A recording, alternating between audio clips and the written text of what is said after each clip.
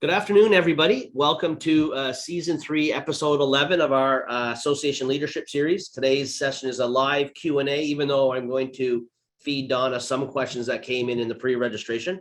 My name is Craig Vaughn. I'm one of the founders of Castle and the Chief Financial Officer. And I wanted to welcome Donna Berger of Becker. Donna, good afternoon. Good afternoon, Craig. Nice to see you again. Nice to see you again. How are you? Everything's good in Becker's world? Everything's good. Busy even for summer. Yeah, I know that. Well, there's lots of stuff to talk about. That's why. So I want to remind everyone that Donna's here to give her opinion, not give specific advice for your association. As a quick reminder, this is a live Q&A, so you're welcome to chat in your questions. I see a couple of questions already. That's good news. We're going to use the polling feature again today for a couple of specific things. Ness, actually, can you post poll question number 1, please? And we'll find out who's listening in today, Donna.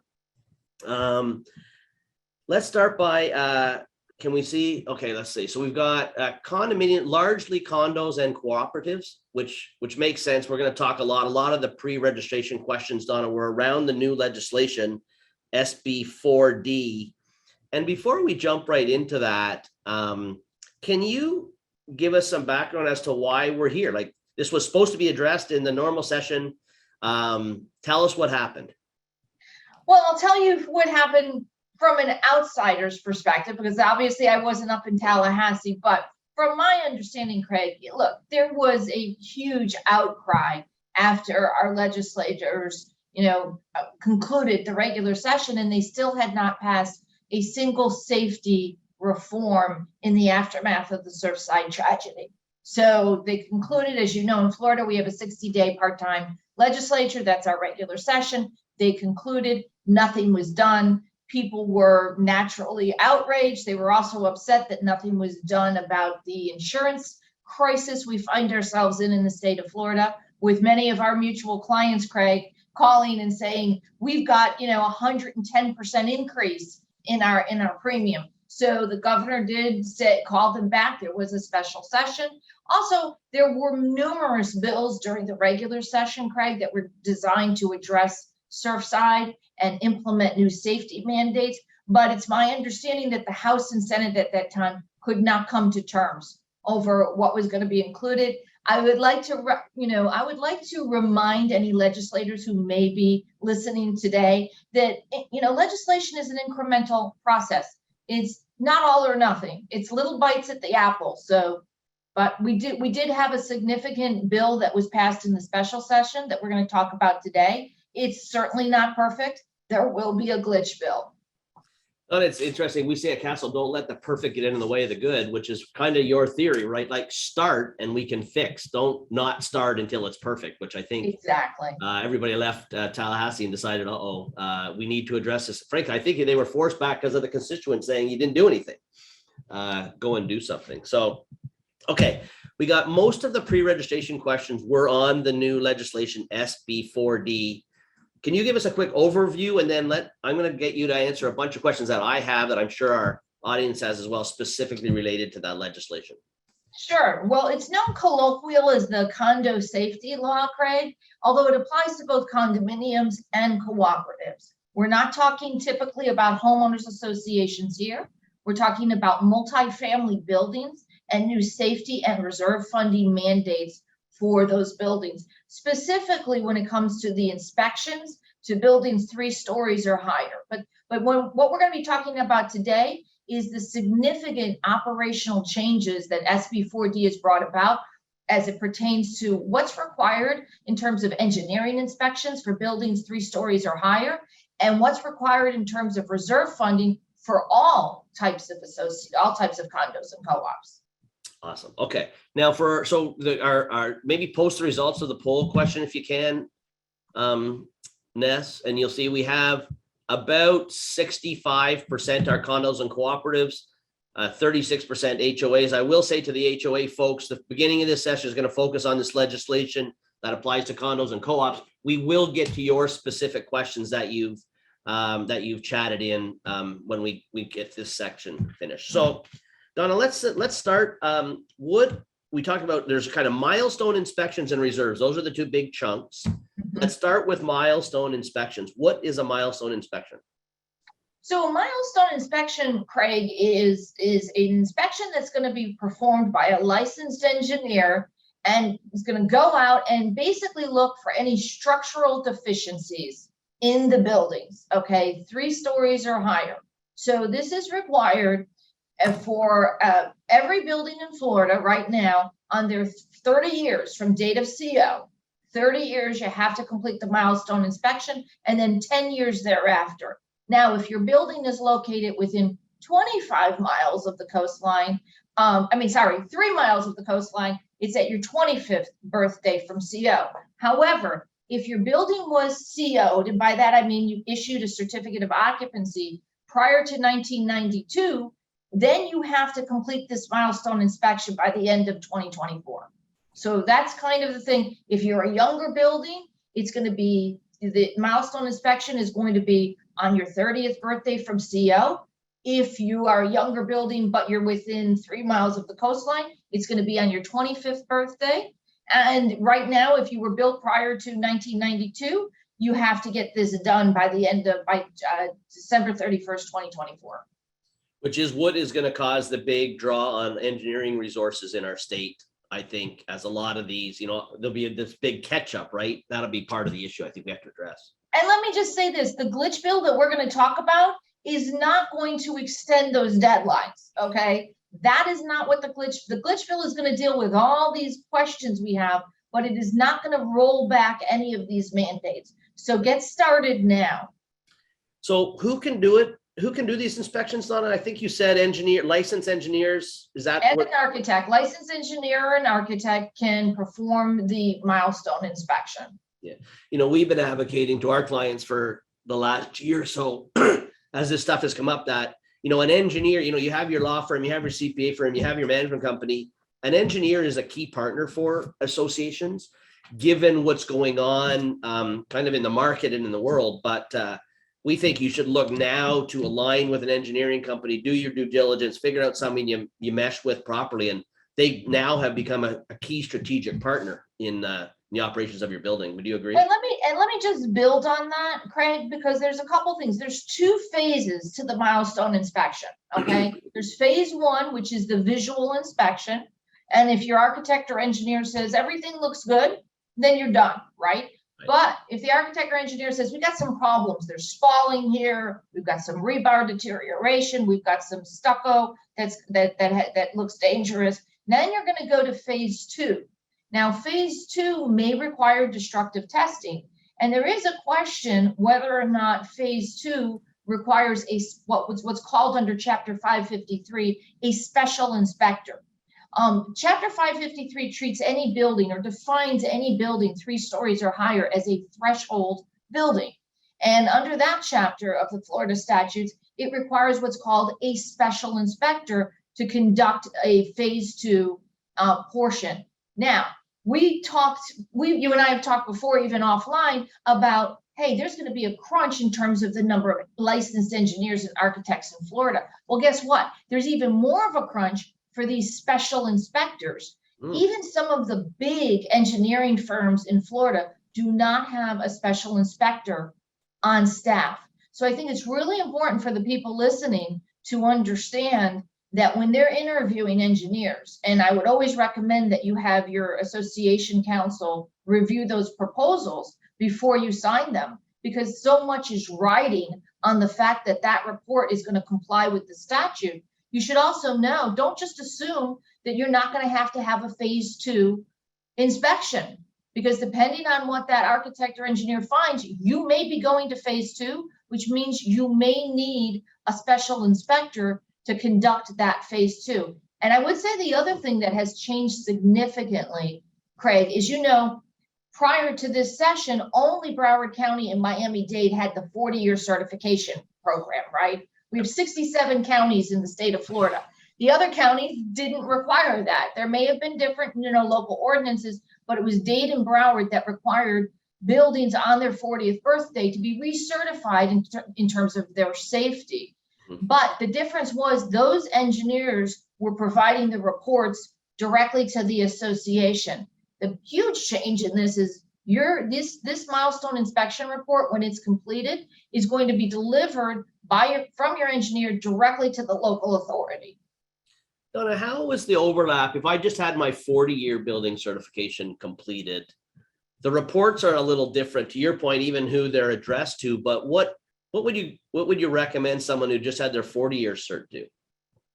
Well, again, don't assume, never make an assumption that what you've done is going to meet the requirements. That's a conversation for the engineer. I will say that there's new components under the milestone inspection and under the structural integrity reserve study we're going to discuss, Craig.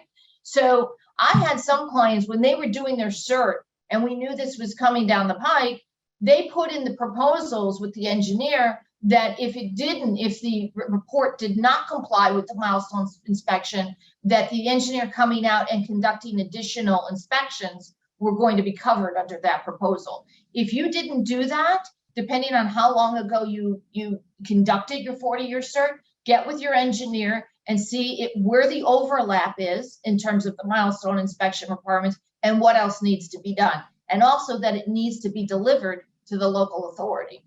I think that's great guidance, and kind of the guidance we've been giving as well is they're not going to be completely different, but there's going to be an overlap. So you're going to save some money. First, your engineer knows the building. They just went through it. They'll have a good feel, but there are going to be likely things they need to do to comply with the statute. That's fair? Okay. What does the association have to do with the report? Now they get it. What do they have to do with it? They have to do a lot with it. Okay. They have to send it out to every resident. Okay, so they're gonna have to send it out to all their owners by mail. They're gonna post it on the condominium or cooperative property. So if you typically post in your elevators, or maybe you've got a bulletin board, you're gonna have to post there. You're gonna have to post it on your website if you're required to have a website. So there's a lot they have to do. Listen, Craig, in the past, some boards have gotten reports and gotten information and maybe they'll say, okay, we'll discuss this at a future board meeting. And maybe that somehow got lost in the shuffle. That is no longer an option. There are very rigid protocols associated with how these inspections must be conducted and what the board must do to disseminate that information. In fact, even renters and potential purchasers are entitled to see this inspection report. Okay, so I would again get with the attorney if you need to workshop this. Certainly need to make sure that you are complying with your reporting requirements. And I should say another significant change that this bill has brought about is that if a board fails to conduct the milestone inspection, the statute says right then and there that they have committed a breach of fiduciary duty. They've breached their fiduciary duty. And we can talk about all the legal liability that flows from that kind of a breach. Yeah. Donna, what did you say they had to actually post the report on site, or something Yeah. says it's available? So if it's You have to, I actually have my little notes here. So the association must publish the full report and summary on the association's website if they're Right. required. The association must post a copy of the inspector prepared summary of the inspection report on the condominium cooperative property. So Right. yes, they have to post, they can post the whole thing, they can post the summary, but wherever you post notices, you have to post that report. Yeah, it's And interesting. that's in addition to mailing it out to everybody, Yeah. right? Yeah, and giving it to the city or county or wherever it is. Yeah. It's interesting. I think, our view is this is a good thing. I mean, there is a cost, but the reality is it does focus on safety. That's the kind of whisper word that we're hearing a little bit in the community is this is a pain. Well, no, guys, we think it's a good thing, right?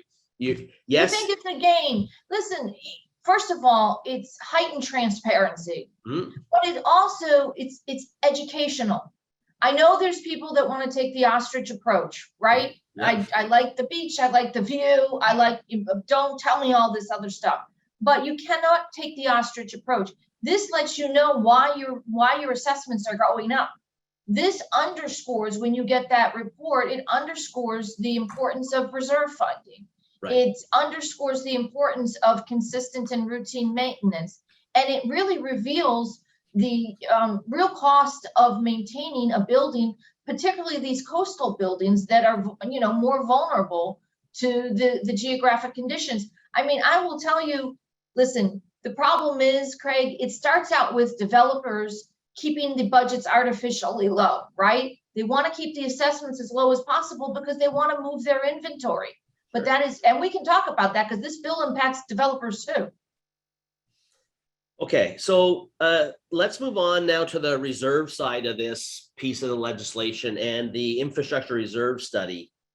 So let's start with, what is a structural integrity reserve study? So we're referring to it as SIRS, Structural Integrity Reserve Study, or SIRS. SIRS, okay. Cute acronym. It is a new reserve study that is required for buildings that are 3 stories or higher. Okay, so if you're not 3 stories or higher, you are not going to be required to undertake SIRS, the Structural Integrity Reserve. You also, if you are 3 stories or higher, you cannot have your volunteer treasurer creating your Structural Integrity Reserve study. Those days are over. You're going to have to pay someone to conduct a professional reserve study, and they are going to have to undertake this new structural integrity reserve. Now, again, there's 2 portions to this, Craig. There's the regular, you're looking at, let's say, let me back up. You're going to need to have an engineer or an architect to do the visual inspection of the roof, the windows, the load-bearing walls, the electrical, the plumbing. And then there's a physical aspect to the SIRS, and there's a financial aspect to the SIRS. Right. Why is this a problem?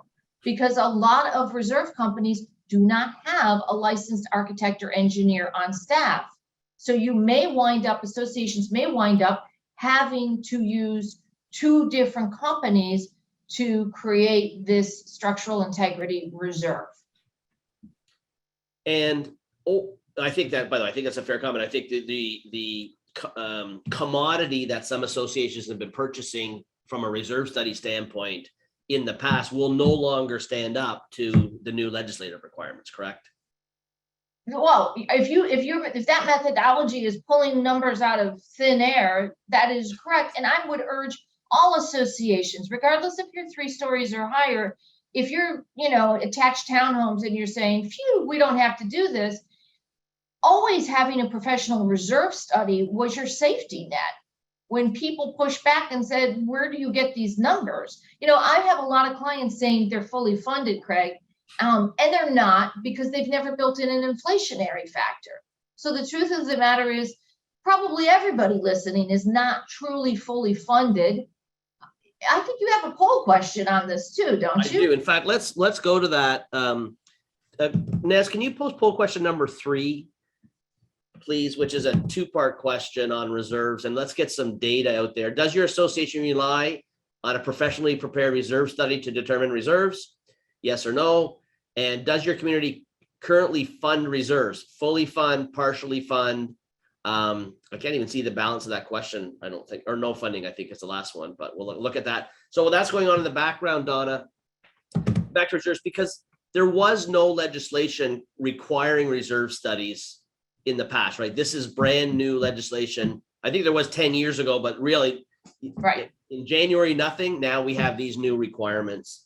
Craig, can I just go through the components of please. The structural integrity reserve study? So the structural integrity reserve study must include, at a minimum, a study of the following items: roof, load-bearing walls or other primary structural members, floor, foundation, fireproofing and fire protection systems, plumbing, electrical systems, waterproofing and exterior painting, windows, and any other item for which the deferred maintenance or replacement cost exceeds $10,000. And if you didn't reserve for it, it would affect all the other items I just cited.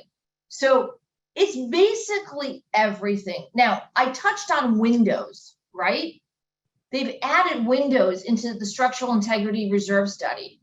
Here's where we need a glitch bill. One of the things that we need to cover is, what if windows are the repair and replacement obligation of the owners? So in drafting this bill, they have not really taken that into account. Now, certainly there are common element windows in a building, right? You walk in, there's windows in the lobby, there's window in your amenities, but there's not necessarily, they have not taken into account, what are they asking you to reserve for? Every window? But what if it's the maintenance, repair, and replacement obligation of the owners? Yeah, I mean, I think there, by the way, it addressed a lot of things and it raised an equal number of questions. I think that's your point on a glitch bill. So we'll kind of get back to that. Before we move on to reserves, Ness, please post the results of those poll questions because I think they're interesting. And I actually, yeah, can you make me, I'd like to see the one. Yeah, no. So I think the issue is, looks like about half of the associations out there, maybe a little more, 60% are doing a reserve study. Good thing, by the way. That's also a best practice for HOAs. I know we're talking about the legislative mandate on the condo side, but we always recommend, to your point, if you're an HOA and you've got you've got a big amenity center, you should have a reserve study because it does justify the numbers you're putting away. The worst thing in our world that can happen is you think you're fully funded and it comes to do the repair and you're not. That's what makes residents crazy, I think. Well, these reserves are going, who's looking to see the how healthy your reserves are? Lenders, potential purchasers, your insurance company. I mean, this is all tied in together. I agree. We're going to talk about insurance a little bit, and that's a key factor. On the funding of reserves, but less than half are fully funded. Probably even those that are fully funded, given the current inflationary environment, we used to assume when inflation was zero, it was not hard to assess. But in the current inflationary environment, those numbers are changing dramatically. I would say so. But more are partially funded or have no reserve funding. And those are the folks that are kind of in for a bit of a wide awakening when, the deadlines come. And speaking of deadlines, can we get to the deadlines? Tell us what they are for on both the inspection side and on the reserve side. Okay, so for inspections, let's start with milestone inspections. Yep. It's if your building was CO'd before 1992, your deadline for this milestone inspection is December 31st, 2024. Okay. If you're CO'd after 92, like I said, it's based on your 30-year birthday or your 25th, depending on your proximity to the coastline. For the SIRS, or the Structural Integrity Reserve Study, that only applies to buildings 3 stories or higher, and they have until December 31st, 2024 to get those reserve studies undertaken. I did want to mention, Craig, listen, there's a lot of associations that are going to be signing engineering proposals and signing reserve study contracts. Get them reviewed. You want to make sure some of these companies have not updated their proposals. Hopefully many have, but many of them have not updated their proposals. These are contracts, okay, that you are signing to produce very important work product for your community, work product that you as a board are on the hook to get taken care of. So it starts with the contract you sign. And a lot of them have not yet updated their proposals. So please send them to your association attorney to look through to make sure that the work you're contracting for, whether it's with the reserve company or the engineering or architecture firm, complies with these new statutory requirements. Right. Ness, did we share the results of poll question number 3 just so our audience can see while we move on? Donna, on the milestone inspections, there's a couple of questions that have been chatted in specifically with respect to our mailing the report to everybody. One question is, does mail include email or hard copies have to be sent, specifically as it relates to folks who signed up to get opted into electronic communication? Excuse me. That is, it says the association must distribute a copy to each owner regardless of findings by U.S. mail, personal delivery, or email to those who have consented in writing to receiving it. But remember, folks, just because you have somebody's email address because they responded to the social event does not mean that they have specifically consented. So hopefully you have used a consent form or even just an email where they say, I consent to receiving official notices via email. If you have that bucket of email addresses, because Craig, normally they have 2 buckets, right? The official email bucket and then the unofficial one. If you send to the official one, you should be fine. Yeah. Okay, good. I think that that's a good point and a great question. So thank you for chatting that in. Donna, on the reserve issue, there is some implications for buildings less than 3 stories Can you address those folks? And can we take down the Sure. question, please? So you can no longer waive or even just partially fund any of the components in the structural integrity reserve study. And I went through that list: roof, plumbing, electrical, exterior painting, and waterproofing. Mhm. That's going, so while only the 3 stories or higher have to do the structural integrity reserve study, the statute now says any owner controlled association may no longer waive or partially fund those reserves found in subsection K, which includes painting and exterior waterproofing and roof, and potentially paving, depending on the infrastructure of the building. Could include seawall, because seawall can impact your structure. Could even include elevators. I mean, I really think it's a safe bet to say that for all associations starting in 2025, condo or co-op, you're not going to be able to waive or partially fund reserves. You really need to get a legal opinion, because your architect or engineer may say that certain things do not impact the structure. So there is a possibility, but it's certainly not going to be true for roof, and it's certainly not going to be true for exterior painting or waterproofing. And those are 2 of the big ticket reserves, right? Right, no, for sure. But okay, so I understand. So if I'm a condo that's less than 3 floors, I have to put reserves in my budget now, but I don't have to have a reserve study to support it? You always had to have a reserve schedule, every condo and co-op, with full reserves. Yep. And sometimes they get confused. Okay. Those people are not required to have, let's say you have a condo with attached townhomes. They're not, because they're not 2-3 stories or higher, Craig, they don't have to get that structural integrity reserve study conducted by a professional. However, it is my strong recommendation, my personal belief, that at this stage in the game, in this changed landscape, why would you continue to just, come up with numbers? That's your safety net. So while you don't have to do all the components that are found in the structural integrity reserve, you should still hire a company to do the roof, the painting, and the paving estimates, and any other item for which the deferred maintenance or replacement cost exceeds $10,000. Right. Okay, so let's just move it. Now I've got the reserve study. I have to have it, I believe, done by 2024. Is that correct? December 24? For SERS, it's 12/31/24, correct. And now let's talk about the waiving of reserve, and that big issue we saw from our survey. More than around half the folks had partially or fully funded. So walk us through what's going to happen on January 1st, or I guess in your January 1st, 2025 budget. Yeah, what's going to happen is you're going to have full reserves, which means it's like a muscle. You should start training now.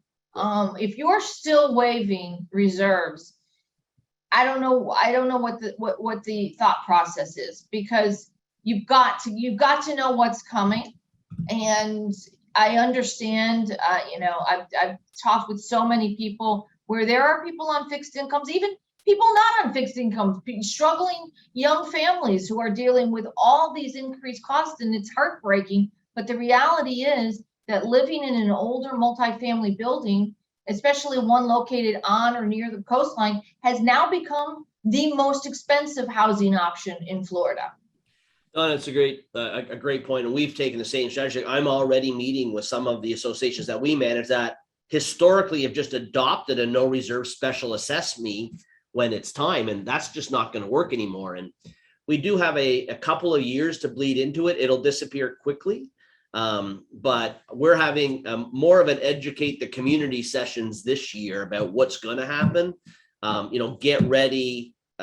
We have a plan. I think one of the questions out there, and I don't know if there's a definitive answer to it, is, am I going to have to catch up my reserves on December 31st, 2024, or am I going to get to move to fully funded over the remaining useful life of those assets? Do you have an opinion? So it's again, we're looking, anytime you're looking at legislation, you could probably get 4 different attorneys giving 4 different opinions. We just want yours. Yours is the best. So that's all we want. Well, my opinion would be, look, on January 1st, 2025, let's say you've gotten your reserve study and it says you've got 10 years left on your roof, from that 2025 operating budget, Craig, is going to have whatever you need to replace that roof in 10 years. Okay, perfect. We're taking the same strategy as But get your own own opinion. and it's very important you do this the right way. It's true. And by the way, we talk about the glitch build. Maybe some of these things will be addressed, and I don't want to steal your thunder because I know we have a topic on that. So now there are some reporting deadlines for this year, December 31st, 2022. Can you outline those for us? Yeah, there's a reporting requirement for any association with buildings that are 3 stories or higher, Craig. You have to submit a form, which we just checked this morning. The form's still not out there yet. You have to tell the division how many buildings you have that are 3 stories or higher, and the addresses for those buildings. I believe you may have to tell them the number of units. Frankly, the division wants this information because, again, the statute says personal liability, breach of fiduciary duty if you don't conduct, board members, that milestone inspection and the structural integrity reserve study. So this is how they're going to get you, because you've got to report to them if you've got buildings that are 3 stories or higher. Now, the form hasn't been released yet, and I do understand that some attorneys may be creating their own forms or Excel spreadsheets to send in. I don't know if that's a great idea. You know, we've still got till the end of the year. How long does it take to fill out a form that says how many buildings you have that are 3 stories or higher and what the address is? So I would be a little leery about sending in stuff not on a form that the division has put their stamp of approval on. Yeah, in fact, Castle, for our clients who are listening, selfless plug, we're pulling all that information right now. We'll figure out how to submit it in bulk to the state on your behalf is kind of our thinking. But as normal, the legislature passes legislation and everybody, runs behind the scenes to try and figure out now what it all means. And I think that's one of the items. What happens if more boards miss some of these deadlines? You did say that, I just want to reiterate for everybody, this is serious. If you miss these deadlines, if you miss doing these reports, it's a breach of your fiduciary duty. What does that mean, Donna? Well, it means a couple things. It means those directors could be held personally liable. There may be penalties imposed against them by the division. There may not be directors and officers coverage for them because of a statutory, it's almost a strict liability situation, Craig. I mean, the statute says right there, you have to do it. So, it was always a thankless job serving on the board. But I'm thinking about those boards where you've got some people who want to do the right thing and some people who don't. And now those dysfunctional boards just became more of a potential liability sitting on those types of boards when you can't get on the same page. What else does it mean? It means if something really bad happens to your building related to life safety and you have breached your duty by failing to conduct the milestone inspection, failing to undertake the structural integrity reserve study, failing to fund those reserves, you could be sued. The losses could be astronomical. I want to say also for the owners listening, a lot of times, Craig, it's the owners who are pushing, saying we can't afford this. Here's the thing: you can't afford not to do this. If this is not the right housing choice for you in an older multifamily building, if you're thinking that, I don't know how many owners understand that if the building, let's say, is underinsured because they've cut corners, they had to cut corners somewhere, so let's cut corners with the insurance. If the building's underinsured and there is a significant casualty event, potentially involving loss of life, any claim made that's not covered by insurance, the individual unit owners, not just the board, the individual unit owners can be held personally liable for that claim or judgment up to the fair market value of their units. Right. Nice. Well, not exactly a ringing endorsement for attracting new board members, Donna. So I'm sorry. We do need you board members. We do need. You want good people on these boards. Yeah, you want people who understand the serious nature of this legislation, and they understand. They have a heart, but they know what needs to be done, and they're going to do it. Yeah, you didn't talk a lot about the reason you do these milestone inspection reports is to identify challenges. You then have to go and address the challenges. Like you you have to go and do the repairs. It's not just enough to know you have these issues. Now you have to have a plan. And I believe that's where the cities or counties are going to jump in, and they're going to mandate those repairs. Is that right? Yeah, that is such a crucial point you just made, Craig. So in the past, there have been boards that have gotten, inspections, and they know things have to be done, but they're pacing themselves. Right. That's not going to be possible. You're going to have to do this work expeditiously. And if it's a life safety issue, by that's not meaning, if there's emergency shoring work, that needs to go up like the day after you hear about it, right? Not months down the road or years. Also, this is why I get back to that engineering proposal. It's important. You need your engineer to come out and explain these things to your members. Yeah. Make sure in that proposal you ask them to come out and give their report directly to the members. Make sure that they put any life safety concerns in big bold print on the first page, not buried 12 pages in. I think that's a great point. The ability, the board will get blamed if they're delivering the message. The deliverer of the message gets blamed. That's the reality, right? So if you have a professional has an objective, no vested interest, no conflict, deliver that information, you'll position yourself as a board in a way better position than the association, because 100%. the engineer told you to do it. I tell my boards, don't interpret these reports. You're not an engineer. Yeah. Attorneys are not engineers. Managers and management companies are not engineers. They need to hear from the licensed engineer directly what the issues are, particularly if you're talking about life safety issues. So some boards are inclined to say at a board, well, we got a great report. Don't do that. Yeah, let the engineer say you got a great report or you don't have a great report, and here are the issues. A great point. And again, it speaks to the partnership with your engineer as a new kind of ongoing relationship that you're going to want to have as a board. Donna, I think that's all I have on inspection reserves. We're all getting nauseous around this issue. So I do want to move on though quickly to the glitch bill. And you made an interesting point to me yesterday, which I thought was a good one. The glitch bill isn't going to eliminate the current bill. But what do you think it's going to address? What kinds of things do you think are on the table? Well, I think, listen, most glitch bills, as you well know, you've been, invested in legislation now as long as I have almost, they're going to address what I said. Some of the components, like the windows, what's going to happen? I know that's going to be brought up. I think they're going to address these large mixed use, these large communities, Craig, as we all have. So I've got one out on the West Coast that our firm represents that's 14,000 properties. Some of them are within 3 miles of the coastline, but others are not. Right. So what does that mean for the structural, what does that mean for the milestone inspection? And in some communities, you've got varied housing types. So you may have a couple buildings that are, 10 stories high, but you may have single family homes, you may have attached townhomes. How does that play out with the structural integrity reserve study and the inspections? There should be some clarification on building height. They say 3 stories. Do we look to the Florida building code on what constitutes a story? What if you've got the building sitting on top of a parking structure? Does that count?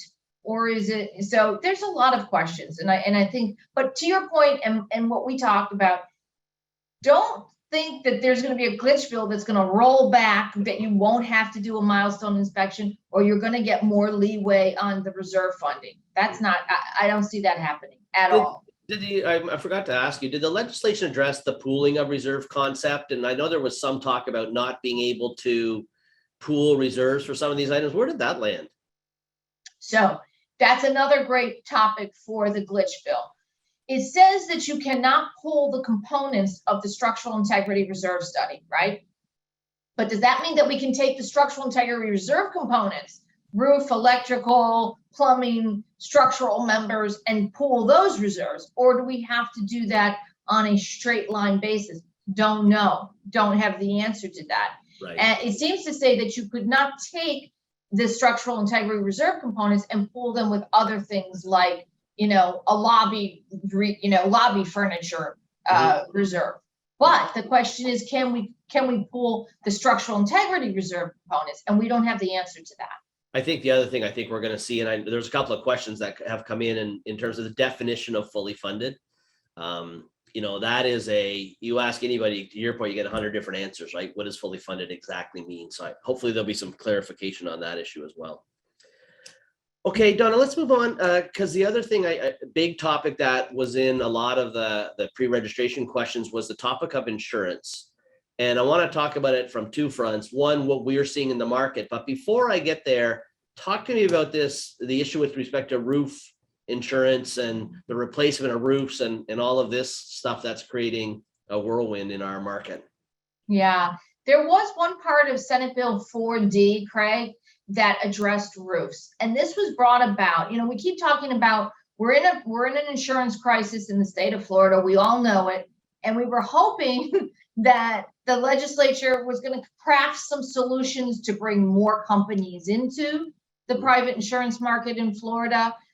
Perhaps, again, require insurance companies to be a little fairer with their premium increases, but that didn't happen. What they were focusing on was litigation and the perception of fraud. And look, there's no doubt could be fraud in terms of people making insurance claims. Is it as widespread as the insurance lobbyists would have you believe?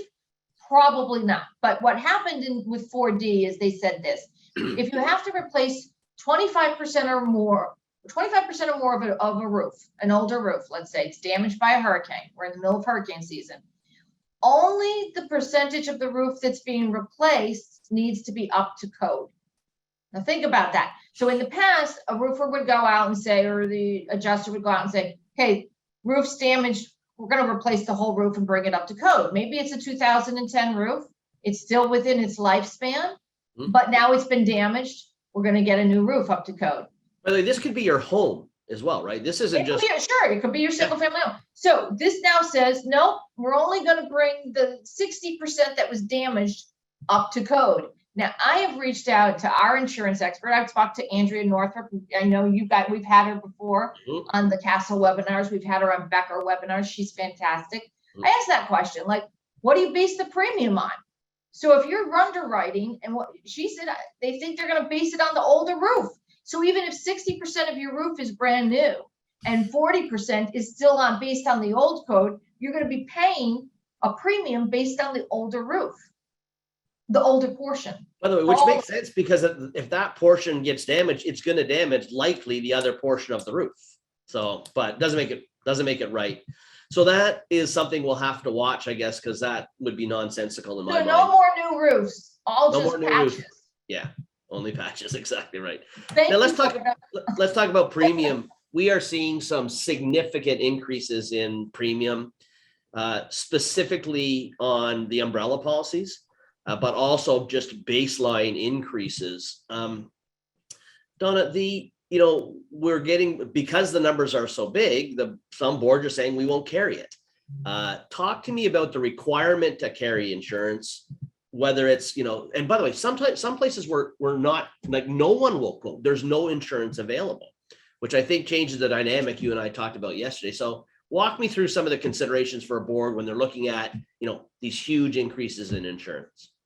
Well, first you have to look at your governing documents. So some governing documents are very specific when it comes to the type of insurance coverage the board must procure, okay? It may say that you have to have a specific amount of umbrella coverage. I've seen some association documents that say that you have to have law and ordinance, that you have to have full replacement value. So first look at your governing documents. Now, some of these documents may need to be amended to take, to keep pace with what's going on, in the real world, in the marketplace. Then you've got the statute, which says, I'm referencing 719 as well, that the association has to use best efforts to fully insure the property. Obviously, you're going to want to have D&O coverage as well, because we've talked about all the scary things that can happen during this webinar. So when people say to me, it's just not possible, let me go through a couple different things. Yeah. First of all, it truly has to be impossible. Nobody's writing it. It can't just be that it costs, $500,000 more than we're prepared to pay. That is not impossibility. And if something terrible were to happen, you would lose on that argument. You may need to consider a new insurance agent. Okay. I hate to say that if any insurance agents are listening, but you may need to consider changing agents to find if you're not getting the coverage response you want. You truly have to document the efforts that you're making to obtain this coverage. And, again, when I spoke to Andrew, yeah, there's certain coverages that they're just not willing to give anymore, particularly for older coastal multifamily buildings. Another option, which is not on the table, Craig, and I had one or two clients suggest this, is everybody in the building has voted to waive coverage. This is a non-delegable duty, folks. It does, and by the way, a membership is not a concrete finite thing. People come and go, right? Units change hands. So just because everybody voted today doesn't mean a month from now the 3 new people agree with that decision. That's not an option to go, skydiving without a parachute. On the insurance, by the way, we'll say, everybody's getting into budget season right now, everybody's favorite time. We've got these real, we're suddenly in an inflationary environment. The insurance is going way up. So 2 things we're recommending our boards, like, get in front of this. Like, the days of 3% increases in your maintenance are probably past at this point in time. 2, because insurance is such a big number for many of our associations, whether it be condo, HOA. I just had a large HOA with tons of amenity, like heavy amenity, lots of amenities. Their umbrella policy went from $40,000 to $120,000, and they wanted $10 million. They couldn't even get it. So we're talking big numbers. And what we've said to our folks is engage with your insurance agent now. Don't guess, because you'll miss. They know the nuances of your building. They know where you are on reserves, like you talked about before. Get them to give you an estimate to put in your budget. That's kind of our best recommendation. And even, it's all good advice. And even though the statute says you have to get an appraisal every 3 years, maybe you want to get that doesn't mean you can't get it more frequently. Yeah, for sure. Again, especially in this current environment. Okay, Donna, did I miss something that I should have asked you on this legislation on the insurance before I get to a couple of some questions that were chatted in? The only thing I would add is for developers and new communities. I like that developers will no longer be able to waive reserves. So and that's going to be significant, because you get the association off on the right foot with funded reserves. Also, for developers who are building communities with buildings 3 stories or higher, they're going to have to do the milestone inspection as part of the turnover report, and they're going to have to do the structural integrity reserve study. So at their cost, right? At their cost. At their cost, which is always nice. Okay, let's go. Can I just scroll up to the top of the questions and let's see what maybe we missed, Donna? We have 5 minutes, so that's good news. So John is asking, can a board refuse to this will be completely random. So this is like Jeopardy for you. This is good tennis. Okay. Yeah. So you're going to take petitions for $100. Can a board refuse to process a petition signed by the owners in accordance with the bylaws? By the way, there's a couple of questions on this, interestingly, around let's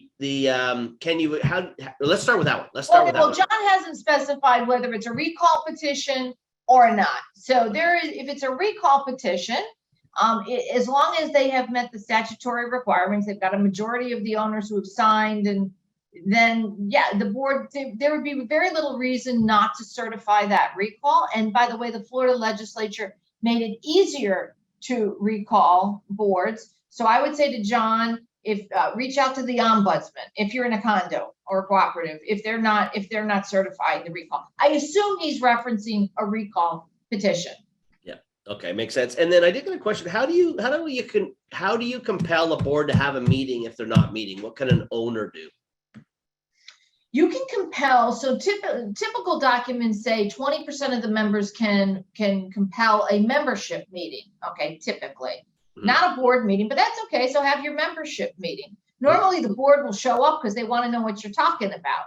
If they don't, it might be okay. Then we might move on to John's path, which is we're going to recall this board because they're not having meetings. But, again, a lot of times the documents will specify. The statute doesn't say that boards have to have meetings each month. It just doesn't address it. But obviously it's best practices to have regular and consistent meetings. That is another reason to contact. Look, people living in condos and cooperatives have a lot of resources at their disposal if they have a dysfunctional board. And one is the Florida Condominium Ombudsman's Office. The other is reaching out directly to the Division of Florida Condominiums and saying, hey, my board's not meeting. And then typically they will open an investigation, reach out to the board, figure out what's going on. They may get a slap on their hands and be told, start holding regular meetings. If you don't have a functioning board at all, Craig, any owner can petition the state to appoint a paid receiver to run the board. And that usually scares them right away when we tell them that, because that's expensive. But I will tell you, we've had the ombudsman on. The office is significantly more functional, I think, than it once was. And so they are a great resource for condos and co-ops, not HOAs, but certainly condos and co-ops. Let's see what else we have. In a closed door meeting discussing personnel issues, do the personnel have to be association employees, or can they be the employees of the management company? David, I hope your management company is happy, or a vendor if you're having challenges with a vendor's employees that are on site. Yeah, I know that's a lot of people think that's a clever end run. It needs to be the association's personnel.